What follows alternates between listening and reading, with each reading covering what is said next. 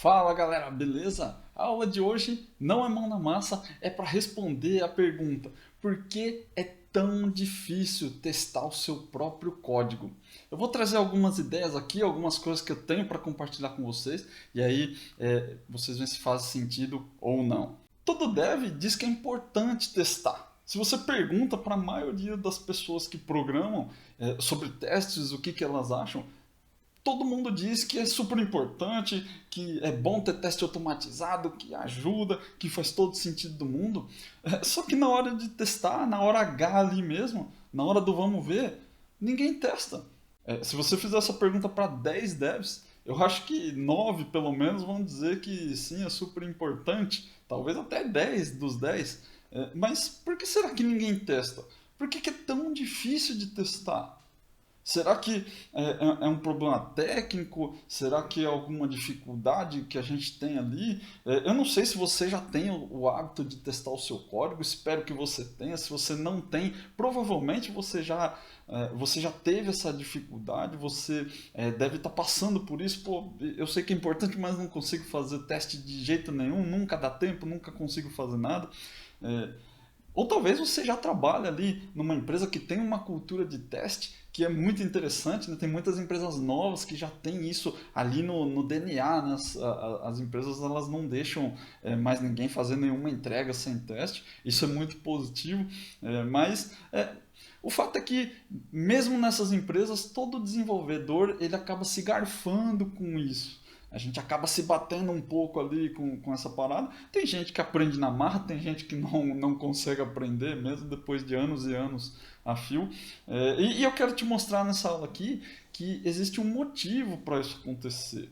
Não é à toa. Né? Tem uma parada que acontece com a gente aí que gera essa dificuldade. E eu acho que depois que você entender esse conceito, entender o porquê isso acontece, fica mais fácil de mudar, fica mais fácil de você fazer alguma coisa ali para conseguir melhorar nesse sentido. É difícil a gente conseguir atuar num problema sem entender de verdade por que o problema acontece. E é isso que eu quero trazer aqui para vocês. E por que essa questão é relevante? Né? Por que eu estou trazendo esse assunto? É que eu acho que esse lance do teste, ele muda a nossa vida, muda a vida dos devs de verdade. É uma coisa que, mesmo que a gente escuta falar em palestra, a gente escuta os nossos gurus aí, os nossos ídolos da área falar, mas a maioria, infelizmente, não consegue sentir a grande vantagem de ter esses testes, porque a gente não consegue aplicar. E eu acho que aprender a testar é o primeiro passo que a gente pode dar para sair daquela roda do hamster. Muitas vezes ali no nosso dia a dia a gente fica se matando para poder entregar mais rápido, para poder entregar de qualquer jeito, para poder cumprir os prazos. E aí você nem vê que coloca mais bugs em produção. Você não fez teste nenhum ali, você não sabe direito o que vai acontecer, aquele esquema de escrever o código e rezar para dar certo. Isso não existe, né? E a gente fica nesse ciclo. Pô, se mata para entregar rápido, faz de qualquer jeito, coloca bug em produção, depois você fica se matando para corrigir ali de madrugada. Aí, como você já perdeu tempo corrigindo bug, você já atrasa a próxima entrega. E quando você entra na próxima entrega, tem que entregar rápido de novo, tem que fazer de qualquer jeito de novo, coloca mais bug em produção. Isso é a roda do hamster. Infelizmente, é a realidade de muitos devs da nossa área. A gente fica ali preso nesse mundo e nem percebe. A gente nem percebe que cada coisa que se atrasa lá na frente é resultado, na verdade, do que a gente está fazendo agora. Uma corrida do curto prazo e que faz você sempre viver ali no meio do estresse. E tem várias coisas ali que você pode aprender para melhorar. É possível. A gente pode ter uma vida melhor, uma carreira melhor, uma carreira um pouco mais tranquila. Infelizmente, a área de tecnologia ela tende a ser sempre um pouco conturbada nesse sentido. Né? Tudo, time to market hoje é muito importante. Mas dá para ser melhor. Sempre dá para ser melhor. E o teste é uma ferramenta que vai possibilitar a sua vida ser um pouco melhor do que ela é agora. E aos poucos, ele vai te ajudar a melhorar muito. E até chegar num ponto onde você vai achar que, pô, como que um dia eu desenvolvi sem teste? Então qual que é o problema? Por que que isso acontece? Por que que toda vez a gente cai na roda do hamster e não consegue sair dela? O que que rola ali? Muita gente acha que é por falta de tempo.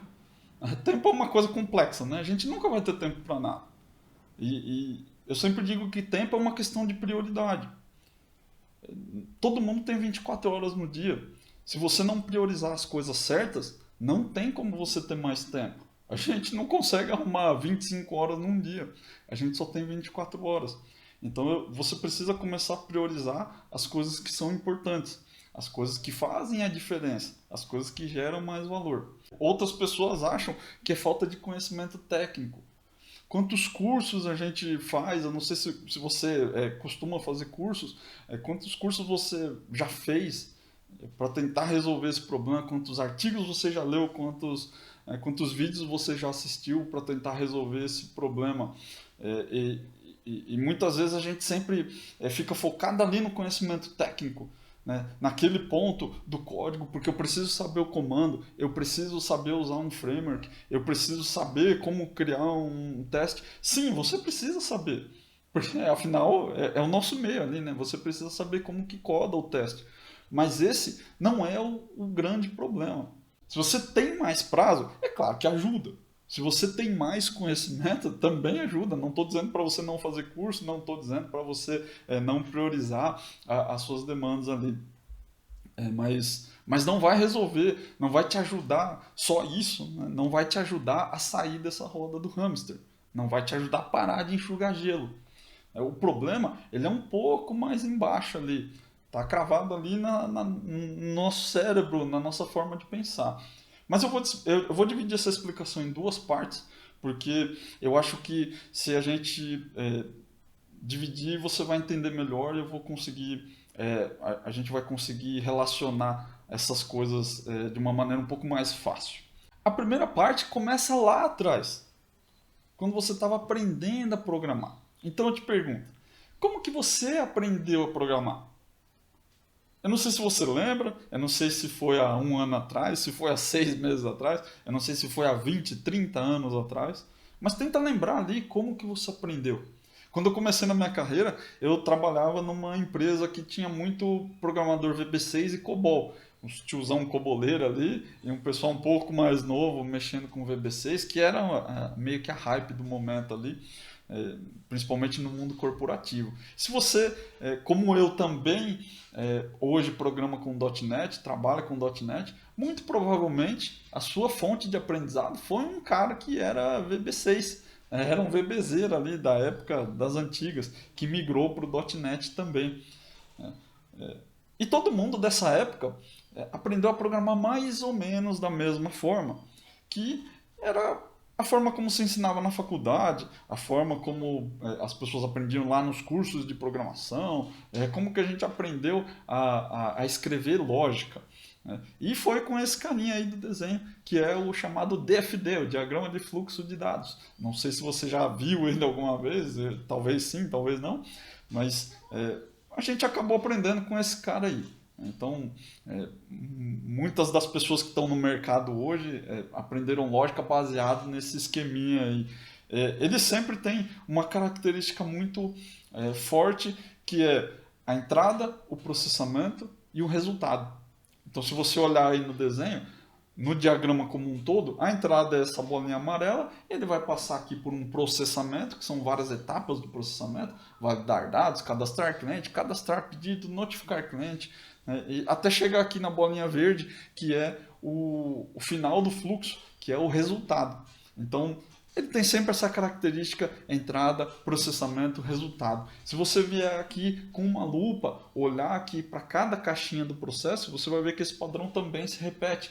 A setinha indica uma entrada, a caixinha em si é um processamento e a setinha que vai para o próximo fluxo é o resultado daquela caixinha do fluxo. Todo esse processamento, né, toda essa forma de estruturar a lógica, ela é bem focada nas caixinhas, em cada pedaço desse processamento aqui. Validar dados, cadastrar cliente, cadastrar pedido. É muito focado nisso. Como eu faço para validar os dados? Como eu faço para cadastrar o cliente? Como eu faço para cadastrar o pedido? Como eu faço para notificar o cliente? Como eu faço para verificar o estoque? E no final, de alguma forma, gera o resultado que a gente espera. Mas o foco é sempre em cima das caixinhas. E aqui, no nosso caso, .NET, essas caixinhas podem ser uma classe, podem ser um método de uma classe, podem ser uma representação de várias coisas, pode ser inclusive um outro fluxo aqui dentro, né? Mas é sempre focado nas caixinhas, é sempre focado no meio aqui, né? No processamento. Ou seja, nós somos treinados para pensar no como. E aí quando a gente olha para aquela caixinha, a gente sempre se pergunta como que eu conecto no banco, como que eu retorno esse valor, como que eu escrevo a lógica dessa regra, é um if isso, if aquilo, loop aquilo, que comando eu vou usar, mas sempre focado no como, focado na ação que o código vai executar. Esse é o esquema que todo mundo aprendeu. Se você aprendeu lógica hoje, você provavelmente também aprendeu dessa forma, porque as pessoas lá do passado também aprenderam e a gente transmite conhecimento dessa forma. Até quando eu era mais novo, o exemplo que me davam era, olha, como que para pensar em lógica você pode pensar em como cozinhar um macarrão. E aí você vai pensando nos steps, né? Ah, você tem que abrir o armário, pegar o pacote do macarrão, depois você abre o pacote, ferve a água, coloca o macarrão dentro da água, né? Para você aprender a desenvolver um raciocínio, baby steps, né? Um passo a passo. Mas veja como isso também é focado no como. A gente está pensando no passo a passo da coisa, né? O como eu faço para ter o macarrão cozido no final. É sempre focado no como. Beleza? Agora guarda esse conceito aí, que a gente vai para a segunda parte da explicação. Como funciona um teste? Como é a estrutura de um teste? Às vezes é uma coisa muito simples, mas a gente não para pensar nisso, né? Para entender como é a estrutura da parada. A gente pode dividir o teste em 3 partes. Né? A primeira é o resultado esperado. O que tem que acontecer para eu fazer um teste? A segunda parte é a ação. É aquilo que vai gerar um resultado. É um processamento, alguma coisa que vai acontecer ali que vai gerar um resultado. E a terceira parte do teste é a comparação. Eu preciso saber se o resultado da ação é igual ao resultado que eu estava esperando. Simples assim. Isso é um teste. Se o resultado da ação for igual ao resultado esperado, o teste passou. Se não, deu ruim, deu erro ali, não funcionou. Por exemplo, se eu quero pintar a minha casa de azul no tom do terno do Roberto Carlos, sei lá. Eu vou na loja de tinta e vou pedir ali pro cara me dar uma tinta ali com a cor do terno do Roberto Carlos. É óbvio que se eu chegar pedindo uma coisa dessa, o cara não vai saber o que azul que é. Eu não sei se você já teve que comprar tinta para pintar sua casa, mas até branco, né? A gente acha que branco é um branco, mas, cara, tem dezenas de tons de branco lá. É muito louco isso, né? Como que eu faço para poder chegar exatamente na tonalidade do azul do terno do Roberto Carlos? Como que eu faço para chegar exatamente no branco que eu quero para minha parede, que combina com o meu móvel? Não é uma tarefa exatamente simples. Quando você chegar na loja, provavelmente não vai ter. Então, o que o cara faz? Ele vai misturar as cores que ele tem ali. Ele vai ter um misturador muito louco lá na loja de tinta. E ele vai fazer essa mistura até bater com o tom que você quer. Então, o que você tem que fazer para ir comprar sua tinta? Você precisa levar um gabarito, alguma coisa que tenha a cor que você quer. E aí, quando você entregar pro cara que vende a tinta, ele vai executar uma ação, né? E esse gabarito é o nosso resultado esperado. Né? E aí o cara da tinta ele vai executar uma ação que é misturar as tintas que ele tem até chegar no valor no resultado que você quer. Então, para chegar nesse resultado, ele vai misturando, ele faz uma comparação. Ele pega um pedaço, um pouquinho daquela tinta, pinta num papel, por exemplo, e compara visualmente ali, né, na sua frente e fala assim, ficou igual? Ah, não ficou igual. Ele continua misturando, ele executa uma outra ação, ele continua misturando ali, até que em algum momento ele vai falar, olha, agora está igual. Ah, então beleza, é isso que eu quero. Isso é um teste. Simples assim. Sempre vai ter um resultado esperado, uma ação e uma comparação. Agora, presta atenção nessa estrutura que o foco do teste não está na ação. O foco do teste está no resultado esperado. Como que você vai saber se a tinta que o cara fez é o tom que você quer? Não tem como saber se você não tiver um gabarito, se você não tiver um resultado esperado na mão. Você precisa desse resultado esperado para poder fazer a comparação. Então, o foco do teste é sempre no resultado esperado. Não é na ação. Beleza? E lembra disso, sem resultado esperado, não tem teste. Não adianta você querer fazer um teste se você não sabe qual que é o resultado esperado. Lembra desse exemplo da tinta. Se eu chegar lá e não tiver o gabarito, eu nunca vou comprar a tinta certa. Agora vamos juntar as duas partes da explicação. Então na primeira parte, você viu que o nosso aprendizado ele é baseado na ação. A gente aprende que as coisas começam pelo if, as coisas começam pelo comando, o como. Né? Como que eu conecto no banco, como que eu executo essa chamada, como que eu consumo esse serviço, como que eu abro esse arquivo texto. E aí você viu, na segunda parte, que o foco do teste é o resultado. Que todo teste é baseado num resultado esperado. Sem resultado esperado, não tem teste. Talvez você já tenha entendido, talvez não, que o que eu quero te mostrar é nós aprendemos a programar do jeito errado. E é por isso que é tão difícil fazer teste. É por isso que as coisas não se encaixam na nossa cabeça. Quando a gente aprendeu, falaram para você, falaram para mim, que a gente tinha que olhar sempre para os comandos. A gente tem que aprender C, loop, tem que aprender um if, como que se faz um loop, como que eu estruturo uma lógica. Todo mundo estava te falando que toda vez você tem que começar pensando no como. Só que para testar, você precisa pensar primeiro no resultado esperado. A gente não aprendeu a estruturar o nosso pensamento olhando para o resultado esperado. Agora veja, não é que eu estou dizendo que então aprendeu tudo errado, já era, estamos lascados aqui. Não, não é isso. Do jeito que a gente aprendeu, funciona também. Não é um crime fazer software do jeito que a gente aprendeu. É só que é mais difícil de testar. A gente desenvolve o hábito de pensar primeiro no processamento e não no resultado. Olhando para o DFD ali, né? Como eu falei, a gente só pensa na cadeia do fluxo. A gente não pensa na bolinha verde ali no final do processo. Para você conseguir ver isso na prática, para pensar um pouco na linha de raciocínio que você aplica quando você está programando. E isso diz muito sobre o seu hábito, sobre a forma como você pensa. Provavelmente, quando você está lá no Visual Studio, você está lá na sua ideia de programação, quando você começa,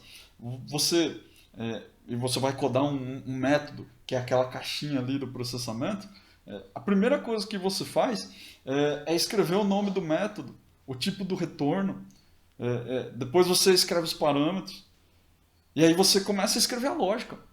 E você já começa, não, essa aqui é um método cadastrar cliente, e aí eu preciso receber aqui talvez um código, um nome do cliente, e aí eu venho aqui, preciso validar primeiro aqui se o cliente é válido, eu preciso validar se o código já existe, eu preciso validar se o nome está preenchido, e aí só depois eu vou fazer a inserção no banco, e eu vou retornar aqui um true para falar que tudo aconteceu. O cliente foi cadastrado numa boa aqui no meu código. Geralmente é assim que a gente pensa. A gente estrutura toda a lógica do método primeiro. Às vezes até coloca um nome nada a ver ali no método. Né? Quantas vezes você já escreveu um método com o nome de verificar cliente, e quando você olha para o código cadastra cliente, ele analisa pedido, ele avalia valor de um produto. Ele faz um monte de coisa que não tem nada a ver mais com verificar cliente. Quantas vezes você já fez isso? Quantas vezes você já viu um código desse tipo, né, que tem um método tem um nome, mas ele termina fazendo outra coisa? É porque a gente está processando na cabeça o meio, né, o como fazer. E lá no final você dá um return. E aí você pensa, é isso que eu tenho que retornar aqui. É isso que o meu método tinha que devolver. E aí geralmente você ainda volta e altera o data type do retorno, porque você viu que não tinha nada a ver com o que você pensou. Quer dizer, você simplesmente vomitou código ali sem pensar em resultado esperado. E é por isso que eu escuto tanta pergunta. Mas o que eu tenho que testar? Quando eu vou fazer o meu assert aqui, o que eu tenho que. É assert do quê? Eu tenho que testar esse valor, eu tenho que testar. É uma coisa que fica muito óbvia quando você entende. Mas é difícil de visualizar quando você não consegue perceber que você está dando valor para o processamento e não para o resultado esperado. É óbvio que você tem que dar assert no resultado esperado, no que saiu da ação. Lembra do exemplo da tinta? Depois que o cara misturou a tinta, eu faço a comparação com o resultado da ação. Né? O meu gabarito, o meu resultado esperado, contra o resultado da ação que eu chamei. É simples assim. Mas na hora de executar mesmo, na hora de ir para o código, fica difícil de entender. Né?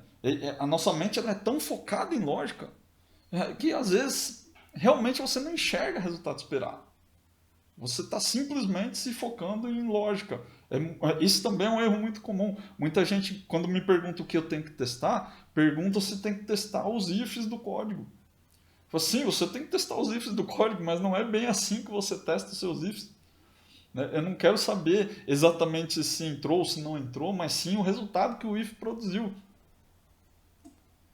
Parece simples quando a gente fala, mas é complexo quando está ali na prática. E aí, faz sentido? Eu sei que talvez esteja passando agora na sua cabeça, pô, mas eu ralei tanto para chegar até aqui, demorei tanto para aprender as paradas de programar, e aí vem um idiota aqui na internet e vem falar que eu estou fazendo tudo errado. Mas calma, não é isso. Não é que está tudo errado. Essa dificuldade de testar ela é bem comum. Né? E eu só quero que você entenda isso. Eu quero que você entenda que como a gente aprendeu de uma forma diferente, é difícil mudar um hábito. Né? Se você aprendeu de um jeito torto, você vai praticar torto. Não tem jeito. Isso acontece nos esportes, isso acontece na música, isso acontece em todo lugar e não é diferente na programação. Eu não sei se você toca algum instrumento musical, por exemplo, mas eu quando aprendi a tocar violão, eu adquiri um monte de hábito ruim na forma, na batida, na hora de apertar as cordas ali. E até hoje eu carrego esses hábitos. Por mais que eu estude, né, vez ou outra ali eu dou uma estragada no jeito que eu toco. Foi pela forma como eu aprendi. Né. Um outro exemplo é a baliza. Eu não sei se você dirige, eu não sei se você já tirou carta ou não, mas na hora de fazer a baliza tem uma série de coisas ali, ou mesmo para dirigir, né? A gente tem uma série de coisas ao volante que são hábitos que a gente adquire de tanto fazer.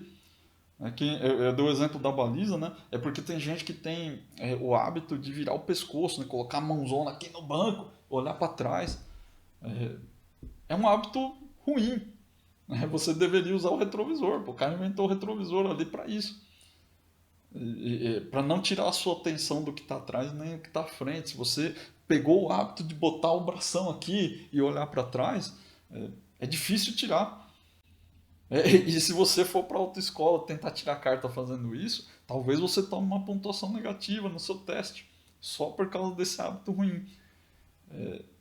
Não tem nada de errado em você fazer isso no dia a dia. Espero que, né, não é uma prática recomendada, mas espero que você não faça muito. Mas ninguém vai te prender por causa disso. É só que você aprendeu de um jeito meio torto. E aí na prática você vai executar também de um jeito meio torto. E como que a gente resolve então? O que a gente pode fazer? O que você pode fazer? O que eu posso fazer? O que nós podemos fazer para resolver esse problema? Ou pelo menos para ajudar a minimizar os efeitos desse problema.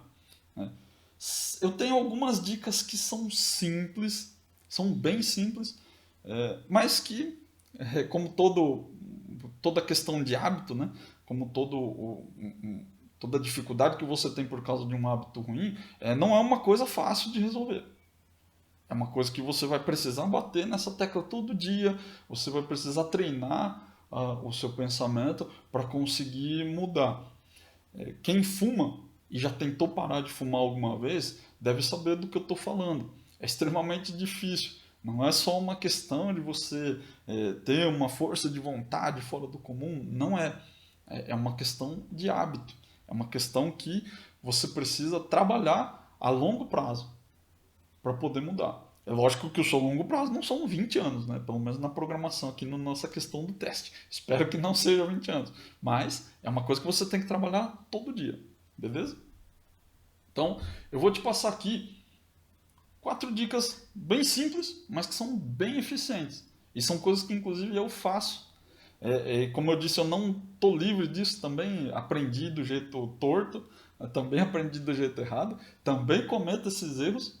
Só que eu me previno já há bastante tempo que eu venho adotando. São coisas que eu testei comigo, né, já testei com outras pessoas e gerou um resultado bom. Então acho que também pode gerar um resultado bom para você.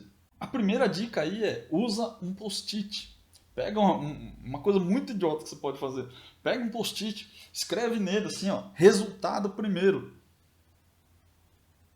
Pensa no resultado primeiro, alguma coisa assim, e cola no monitor para ficar na sua cara todo dia. E aí quando você estiver codando, não tem como você olhar para aquilo. Você vai olhar para aquilo lá e falar, puta, resultado primeiro. E vai te lembrar, é um gatilho, vai disparar essa coisa que eu estou te falando agora. Super simples, ajuda muito. Uma outra dica, se você não sabe qual é o resultado esperado, pergunta. Não custa nada perguntar. Fala com o seu cliente, fala com alguém que está na empresa mais tempo, que está na equipe mais tempo, que talvez saiba. Pede para eles te explicarem qual que é o resultado esperado da funcionalidade que você está fazendo. Não começa a fazer as coisas sem saber. Se você chegou ali fez uma análise, então não conseguiu entender exatamente o que é, pergunta. Não tenta adivinhar, não tenta fazer da sua cabeça. Pergunta. Não faz mal nenhum perguntar. Beleza? E aí, sabendo o resultado da sua funcionalidade, eu sei que aqui a gente está falando de teste, a gente foca mais em teste de unidade, né? E aí o teste de unidade, às vezes, são vários métodos que você tem que criar ali para chegar numa funcionalidade. Se você tiver o resultado esperado da funcionalidade final, você consegue pelo menos desmontar ela para chegar nos seus métodos. E aí você vai entender, desmontar como se fossem aquelas caixinhas do DFD.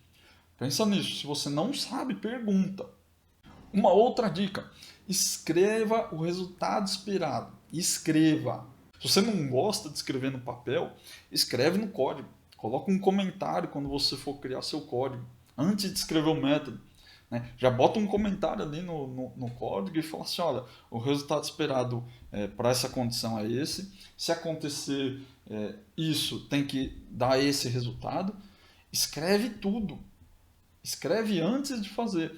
Isso vai começar a forçar você a pensar no resultado, a estruturar. Os programadores, principalmente quem já tem um pouco mais de experiência, aí, 2, 3 anos de experiência, a gente começa a desenvolver um raciocínio lógico mental muito ágil. Então, quando alguém está falando para você como tem que ser alguma coisa, como tem que ser tal funcionalidade, como tem que ser tal método, a gente começa a programar já na cabeça. Então, if não sei o que, então loop não sei o que lá, eu faço um loop nessa collection aqui, depois eu pego um if lá, e você já começa a programar o como. Né? É para você ver como esse negócio do como ele está grudado aqui. Ó. Quantas vezes você já não fez isso? Você começou a programar antes da pessoa falar para você o que precisava. Então, segura esse anseio, segura. Eu sei que é difícil. Eu faço isso também o tempo todo, mas segura um pouco. Né? E volta para essa lista do resultado esperado. Escreve tudo. Pensa tudo antes. Esse hábito de escrever código sem pensar direito, né, programando mentalmente, ele faz você perder tempo, ele faz você estruturar lógica que não é necessária e, principalmente, ele faz surgir uma pancada de bug que não precisava estar no seu código. Quando você começar a programar orientado para o resultado esperado, você vai ver que a sua vida ela fica muito mais fácil. O seu código vai ficar mais simples, inclusive. Então, escreve. Beleza? Se você não gosta de papel, eu gosto às vezes de escrever no papel. Eu também não sou tão fã, não, mas eu gosto de escrever no papel porque eu acho que fixa mais na mente. Mas tem gente que realmente tem uma certa dificuldade ali. Escreve em algum lugar, escreve no papel, escreve num comentário do código, escreve, mas não deixa de escrever. Beleza? Não começa a fazer nenhum código sem ter uma lista de resultados esperados. Você não precisa ter todos os resultados esperados possíveis e imagináveis para aquilo que você está fazendo.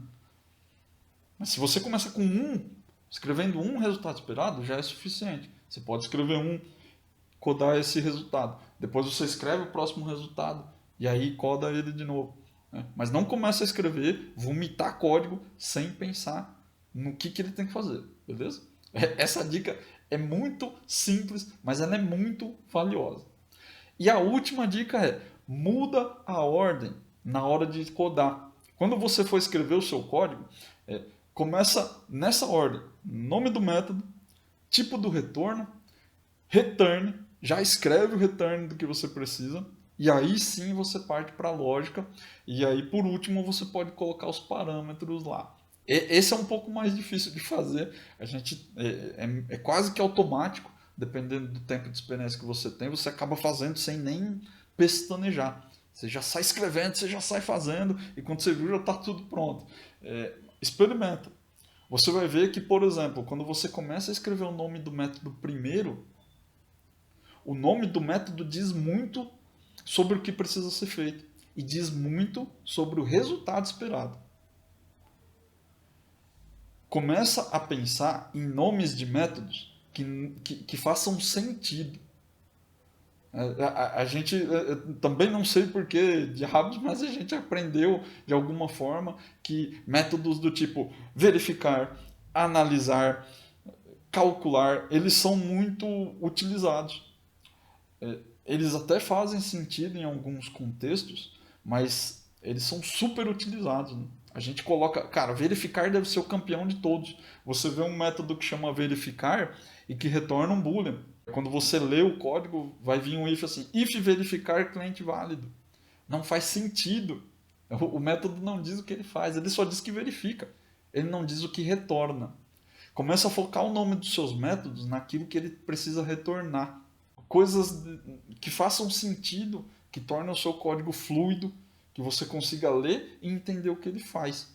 Isso parte do nome do método. É uma coisa que é super simples, não é simples de executar, né?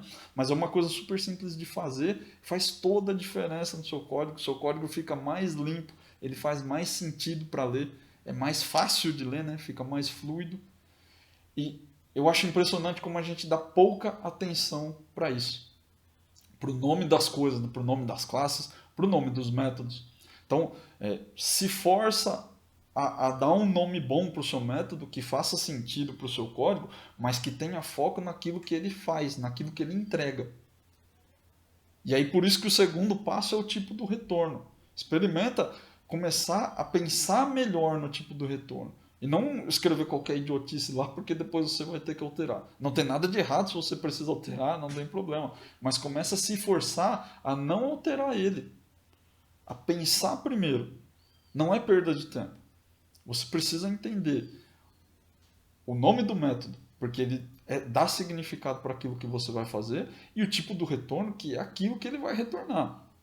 São duas coisas que estão muito interligadas. E aí sim, você parte ali para o return, que é a primeira coisa que você vai fazer. Você vai ver que depois você vai preenchendo a lógica para chegar no return. Geralmente a gente faz o contrário, né? A gente faz a lógica e em algum momento tem que dar return. Você vai ver que escrevendo return primeiro, no começo não faz sentido, mas depois vai fazer todo sentido no mundo para você, quando você começar a enxergar o resultado esperado de verdade. Como eu falei, é um hábito. São coisas que você tem que fazer todos os dias. E você tem que praticar todos os dias. Se você achar que está muito agressivo, porque às vezes é mesmo, porque dá uma bugada assim na sua cabeça, faz uma coisa de cada vez, faz um pouquinho por dia. Assume um compromisso de aplicar essas 4 dicas pelo menos uma vez por dia enquanto você está programando. E eu tenho certeza que essas coisas aqui, que são ações muito simples, vão começar a quebrar essa parada do, pô, mas o que eu tenho que testar? Isso ajuda muito. Eu já testei várias vezes comigo mesmo, com outras pessoas, e são ações muito simples que dão muito resultado. Eu acho que se fosse para atacar alguma coisa, eh, esses são os melhores começos. Mesmo o post-it que parece uma coisa bem idiota, é impressionante como um simples gatilho que você coloca aqui no monitor, né? Um aviso que você cola aqui, liga uma chave na sua cabeça para você mudar um comportamento. É só testando mesmo para você saber, não adianta eu ficar aqui falando. Testa aí, te convido a experimentar. Se você quiser fazer eles todo dia, pelo menos uma vez por dia, é legal. Se você quiser aplicar um de cada vez também é legal. Mas experimenta, te convido a experimentar. Era isso que eu tinha para trazer hoje para vocês. Eu sei que é uma ideia meio maluca, eu sei que é difícil de engolir, talvez, mas vai digerindo. Vai digerindo. Pode ter parecido blá blá blá em algum momento aqui, mas isso é baseado em várias observações que eu já fiz, vários experimentos que eu já fiz também comigo, com outras pessoas. Eu tenho certeza que se hoje você não consegue fazer teste, alguma coisa do que eu falei nessa aula aqui bateu na sua mente para ligar uma chave do nossa, é mesmo, eu nunca tinha pensado nisso. E é isso que eu quero trazer. É isso que eu quero trazer para vocês. Coisas que vão ligar uma chave na cabeça aí de vocês para tentar mudar. Às vezes, como eu falei, a gente foca muito na parte técnica, a gente foca muito no como, que foi o tema dessa aula aqui, e a gente esquece que a atividade de programação ela é uma tarefa criativa. A gente não é robô. Nós somos pessoas, nós temos hábitos, nós temos várias coisas que podem atrapalhar. É como um atleta. Um mínimo ajuste que o atleta faz gera um rendimento absurdo. Se você pegar aí natação, atletismo, até futebol, que não é um esporte chamado de alto rendimento, né? Mas que um ajustezinho que o cara faz na forma como ele chuta a bola, na forma como ele passa a bola, ou até na forma como ele se movimenta, evita lesão, evita um monte de coisa. São detalhes que a gente precisa observar que às vezes podem fazer toda a diferença entre você ser um profissional mais ou menos e ser um profissional diferenciado. Pensa nisso daí. Teste é uma coisa que vai te diferenciar. Eu acredito muito nisso. Se você procurar as vagas hoje em qualquer empresa, a maioria delas pede teste. E tem empresa que nem pede, é obrigatório, né? Ele já fala assim, não, se você não sabe testar, eu nem vou te contratar. Acontece hoje. É uma coisa que tá na moda, né? Não sei nem se é legal falar que tá na moda, né? Não sei se já saiu de moda alguma vez. A gente precisa testar. A gente tem que parar de entregar software de qualquer jeito. Por que que a gente tem que lidar com tanto bug num sistema corporativo e quando dá pau no sistema do banco você fica xingando porque o sistema caiu ou porque tá dando erro e o caixa não consegue fazer uma operação? Não pode. Nós somos responsáveis pelo código que nós entregamos. O dev é responsável por isso. Pensar em teste é trabalho do dev também. Não é só dos QAs, não é só de alguém do seu cliente, do seu usuário que está usando o sistema. Teste é responsabilidade dos devs. Nós temos que assumir essa responsabilidade. Então, dá uma olhada nisso aí, tenta aplicar essas dicas. Lembra, não é algo que você vai mudar do dia para a noite, demora. É uma coisa que você precisa insistentemente fazer todos os dias. Começa a fazer teste. Começa a fazer. Se você nunca conseguiu fazer, ou se você tem vergonha de fazer, faz um teste na sua atividade. É um outro desafio que eu te lanço aí. Faz um teste para a atividade que você está agora. Se você nunca fez, se você está com receio de fazer, faz agora. Pega o trabalho que você está fazendo nesse momento e aplica um teste nele. Tenta aplicar alguma dessas coisas que a gente viu aqui na aula de hoje. Pensar em resultado esperado, o que tem que fazer. Eu tenho certeza que vai melhorar a qualidade do seu código. Nem que seja em 1%. Mas como eu falei, um pequeno ajuste faz toda a diferença. Não ignora isso. beleza? Você não vai conseguir construir um castelo do nada. Ele não vai brotar do chão aqui, pá, nossa, surgiu um castelo. Não, não é assim que funciona. É um dia de cada vez, um pouquinho de cada vez. E aí você chega lá, beleza? Então seja persistente, não deixa para trás. Se fez sentido para você, aplica. Vai colocando essas coisas em prática, vai fazendo seus testes. E uma última coisa que eu queria deixar para vocês pensarem é: depois de ver, não dá para desver. Eu adoro essa frase, porque essa frase é muito legal. E aí eu deixei um exemplo aí. Você acha que a mulher dessa foto, que é aquela foto de aquela imagem de trocador, né, que tem na porta dos trocadores no shopping ou nos restaurantes, você acha que a mulher está trocando um bebê? Ou você acha que ela está pegando um pato que botou um ovo? Depois que você vê, não dá para desver. Quando esse conceito do teste, do resultado esperado e de que a gente aprendeu da forma errada, e quando esses conceitos eles caírem na sua mente, cair a ficha disso realmente, você vai ver que não dá mais para desver. Você vai começar a se preocupar mais com isso. E aí é um momento onde você pensa: nossa, mas por que eu não fazia dessa forma antes? Por que eu nunca tinha pensado nisso antes? Por que a gente continua fazendo software sem teste? Por que a gente continua sem pensar em resultado esperado? Ou a principal ficha que eu quero que caia para você hoje é: por que eu estou pensando em testar se eu não sei qual que é o resultado esperado da minha atividade, do meu método? Não faz sentido.